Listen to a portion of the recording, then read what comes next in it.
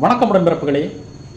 வெள்ள சேதத்தை பார்வையிட வந்த நமது ஒன்றிய நிதியமைச்சர் நிர்மலா சீதாராமன் அவர்கள் கனமழை குறித்து முன்னறிவிப்பு செய்தும் தமிழ்நாடு அரசு எத்தகைய முன்னெச்சரிக்கை நடவடிக்கையும் எடுக்கவில்லை என்று குற்றம் சாட்டியிருந்தார்.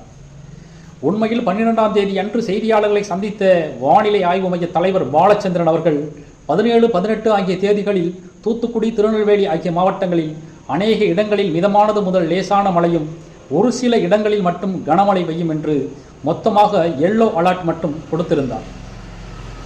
கனமழைக்கான ஆரஞ்சு அலர்ட்டோ அதி கனமழைக்கான ரெட் அலர்ட்டோ கொடுக்கப்படவில்லை.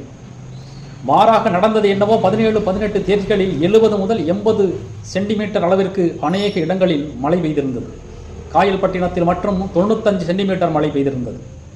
மழை பெய்ததற்கு அடுத்த நாள் பேட்டியளித்த வானிலை மைய தலைவர் அவர்கள், புயலோ குறைந்த காற்றழுத்த தாழ்வு மண்டலமோ ஏற்பட்டால் மட்டுமே இவ்வளவு பெரிய மழை பெய்யும், மாறாக